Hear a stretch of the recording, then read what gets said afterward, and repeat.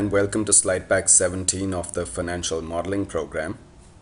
What I plan to talk about today is discounted cash flow valuation, and I'll essentially do a live valuation so you can see how I go about it and how I set up my formulas. So with that, I will move to my Excel spreadsheet. Now here I have projected financials for 2011 through 2014 for a company that we've looked at before. This is TPCC.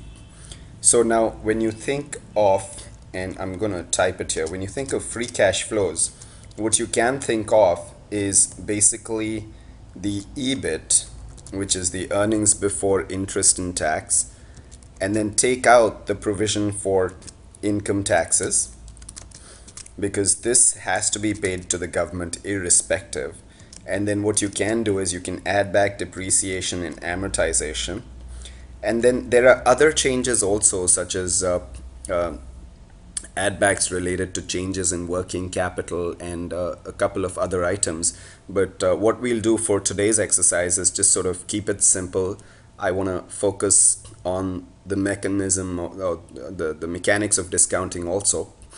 And so there are various ways of calculating free cash flow, and herein I'd say you should talk to your accountants at the company you're dealing with, get a sense of what their various accounting expenses are that impact free cash flow, and then come up with whatever collectively you think is the right way to calculate free cash flow for your special circumstances with this company. So now what I'll do here is maybe I'll just stick in some comments here. So what I'm gonna just say here is EBIT, and what, to make it slightly more readable, I'll just right align this. So I'll stick an equal sign and I'll take my cursor up to this line that says income before taxes, and as you can see from the lines above, there's only the total operating expenses that's being taken out here. So what we really have here, which is income before taxes, is earnings before interest and taxes. And then once I have this here, I'm going to copy this across for the 4 years. Now what I'm going to do is take out taxes, because okay, so Excel thought I was doing a formula with the minus sign. So if I stick in a little single apostrophe sign, it sort of knows that it's a text entry that I'm doing. And then again, I'm going to right align this. So we take out taxes, so I'm just going to use a minus sign here, and we have this line here that says income taxes highlighted in blue. So I'm going to say, okay, I'm going to take out taxes because taxes have to be paid to the government irrespective. And then what I'm going to do again is, first I'm going to stick in that little apostrophe sign, and then I'm going to say plus D&A, which is depreciation and amortization, and again I'm going to do a right align on that so it's just slightly more readable on this sheet. And so I'm just going to go, and if you look at line 27, it says depreciation and amortization projection, so I'm going to include that here and copy that across. Now just from a visual perspective, I'm going to give all of this a bottom line border, and then when I do the sum of the positive EBIT, the negative taxes, and the positive D&A, I get what we are calling free cash flow for this simple exercise. And then I copy that across, and so there I've got this stream of free cash flows that I want to discount back to find out what the company is worth. Now the one thing that we also have to do, if you remember, is we have to assign something called the terminal value. So I've put in TV for terminal value, and in fact, let me just do one thing. Let me just increase the width of this column here, and I'm going to make it 10, and I'm just going to put my terminal value right next to it. Now how do you figure out the terminal value of a company? So what we have looked at, or we've looked at enterprise value valuations as a function of revenue, operating income, EBITDA. And what we've found in looking at comparable companies is that, a factor of 6 times operating income or 6 times EBITDA is not a bad approximation. So we could either use that, or we could use something which says that this level of revenue is going to continue on for perpetuity. Now, because this is a coal mine, we know that you can't keep mining a coal mine forever because it's going to exhaust its resources. So let's just, and I'm sort of, sharing this with you on the fly in terms of the thought process. So, and secondly, bear in mind that we are keeping this very, very simple, focusing more sort of on the mechanics of the discounting, as opposed to spending too much time on figuring out what the right ratios are or what the right values are. So what I simply will do is I will take the free cash flow of the last year of my projections, and I will multiply that by this number 6 here, which is the enterprise value to EBITDA ratio, and I'll sort of tell myself that, okay, this is a value that we plan to use for the terminal value of the company. Right. Now the second thing is the discount rate. So again, there's a lot that goes into calculating the discount rate, but for purposes of this exercise, what we will do is very simply basically just assume that the discount rate is going to be, for a company like this, I'm just going to say it's going to be roughly about 14%, because it's a mine, it's not overly large. Maybe there are expenses here that one needs to sort of factor in. So I've got 14% as the discount rate. And now the other thing that I'm going to say here is that, okay, I'm going to stick in a 1, and I'll tell you why. So the 1 is for the first period of the cash flows. And then I'm going to go in and put a formula that says just add 1 along. And so this is second year of cash flows, third year, and the fourth year. Right? So I've got 1, 2, 3, and 4 to talk about the years in which my cash flows are occurring. And then the other thing I plan to use here in this discounting is a mid-period assumption. So what I'm going to say is that these cash flows occur through the year, and I'm just going to assume that it comes in as a slug in the middle of the year. So now we've got that set up. And so what I'm going to do is I'm going to say, okay, equals the free cash flow in the numerator divided by, in parentheses, my discount factor, which is 1, plus the interest rate. Now, I'm going to use absolute references here because I always want, when I copy this across, I always want it referring to cell L39. So I've got $2 signs, and I did this using the F4 key in Excel. And then I'm going to say raised to the power of the, and so here I'm just going to say raised to the power of the year here. Okay, and bear with me on this one. So we've done that, and what we now have is a discounted value for 13.3 million at a 14% rate, but the 1 basically says that I've discounted it for the entire year. But as we said, we are going to be doing a mid-period accounting, so I'm going to change this, and I'm going to make this 0.5 to reflect the fact that this comes in at the midpoint of the year. Now what you've seen is I could have done a hard copy 2, 3, 4 in here, but because I went with the formula, I changed that one thing to 0.5, and it flowed right across. So that's a good thing. Now what about the terminal value? The terminal value occurs at the end of the fourth year. So there is no mid-period assumption here. It's a value of the company, a terminal value that occurs at the end of the fourth year. So here, your discounting would actually happen at the fourth year. What I'm doing is I'm just copying it to sort of carry the format, and then I'm going to do a hard press 4. Okay, so now we've got the periods on top, and now I can copy my formula across, And so if we take a look at, let's say, this formula.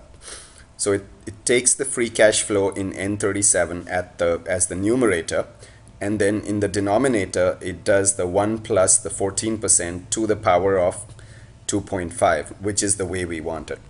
Now, another thing I just want to sort of share with you here is, even though mathematically this is correct, just from a best practices perspective, what I like to do typically is I like to enclose everything that's in the denominator within a set of parentheses. So I know in my mind, I'm very, very clear that, okay, it's divided by some expression in parentheses that makes up the entire denominator. So here, I tend to sort of that way not make or reduce my chances of making errors when I'm making these formulas. So I've changed that by putting parentheses. And then if I just copy that across, what you will see is that the numbers really haven't changed. So now we've got all of the discounted cash flows. And here I'm just going to say this is the sum of the discounted cash flows. So what you have to do is you have to sum up all the cash flows. And so the sum of the discounted cash flows is 101,045,643. Now this is the enterprise value of the company based on the discounted cash flow method. And the enterprise value, basically, as we've said before, enterprise value equals equity value plus debt minus cash. So now let's see if we've got some of that other information for this company.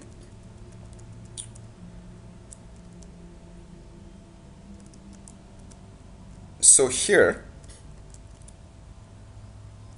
what you can see is that there really isn't that much information on what the debt is. And so what we can do is we can go to the balance sheet, and we'll need this as of the date of the valuation. So that would be as of December 2010, or really January 2011. And so I go to the balance sheet, and not the assets. What I want to look at are the liabilities. So in the liabilities, I see that there's accounts payable, another payable, there's notes payable short term, and there's notes payable long term. Okay? So going back to the valuation, I'm going to go here and make a note and say debt. And then I'm going to right line that. And then I'm going to say, okay, I've got two pieces of debt that I need to add. One's the short-term notes payable, and the second one is the long-term notes payable. So I have an equal sign, and I go back to the balance sheet, and then I move over to this column, which I remember is the column for December 2010 or Jan, sort of, December 31st, Jan 1st equivalent. And so row 32 is the first one that has notes payable short term, and row 38 has notes payable long term. So first I go up to row 32, and I go here and I say, okay, that plus row 38, which is the second part of the notes payable, and then I press enter. So now I have a value for the debt that this company has. Next, what I'm going to do is I'm going to type in cash, and then now I'm going to use this little handy paint format painter, which is like a paintbrush, and I click on that. Actually, first I take my cursor to the cell whose format I want to copy. So I do that, and I say click on the format painter, and then I take it to where I want the painting to happen. So what that does is that automatically takes the formatting of the debt cell and applies it to the next cell. So now again, for cash, what we need to do is we need to do the equal sign, need to go back to the balance sheet, and we need to go back up to the cash and cash equivalents, and that is in row 8 and column K. So the cash and cash equivalents is roughly 9.2 million.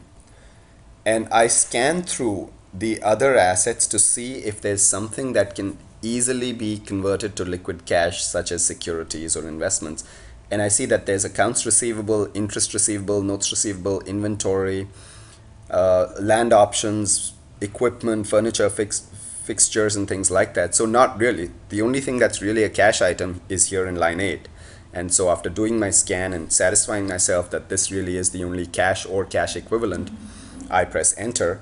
And now again, I'm going to show you that if you look at cash, it's got this format for the number that's not very pretty. And from a consistency perspective, I'm going to take my cursor up to where the debt amount is. I'm going to click on the format painter, and I'm going to click it again on where I want the painting to happen. So now I've got the debt and I've got the cash, and the DCF, as we said, is really sort of a proxy for the enterprise value. So I just make that note there. Now, as you can see from this formula here in row 41, the enterprise value is the equity value plus debt minus cash. So we have the enterprise value, which is this. And then from this, if we want to back calculate the equity value, and I'm just going to write that here, equity value, and I'm going to format paint it very quickly, and I'm going to say equity value. So if I want to calculate the equity value, what I'm going to have to do is go to the enterprise value, subtract out the debt, and then if you look at the formula, because we are taking things on the left hand side of the equation, I'm going to have to add back the cash. So 106.93 is the implied equity value here. Now what you will also see is that we've done a valuation of this company using a multiples approach. And if you look at the range here, it goes all the way from 71 million to 113 sort of consistently. And then we've got 132, and then there's a 101. So if you look at our 101, it's sort of roughly in the ballpark. And the equity value here is 106. So this, in a nutshell, is how you can do a discounted cash flow valuation. The other thing you could do is you could actually use an NPV formula, but that is something that we will get to in another slide pack. So hopefully this gives you a clear sense on how discounted cash flow valuations can be done. A couple of points I want to make is that you must carefully think about how the company you're valuing, how you figure out the cash flows on that company. Secondly, you've got to pick the right discount rate, because the discount rate does have a sizable impact on the equity value or the enterprise value. And just to sort of show that to you here dynamically, if I go in here and I change this to a 10%, you will see that from 101, the equity value has gone up to 112, which is a 12% change. Now if I go and make this 20%, you will see that it's gone down to 86 million. Now the other thing that you can do is you can actually set up a little table that does a sensitivity analysis on the discount rate, and so that's something that you can also keep in mind. So what we'll do is we'll stop here, and thank you very much for listening to this portion.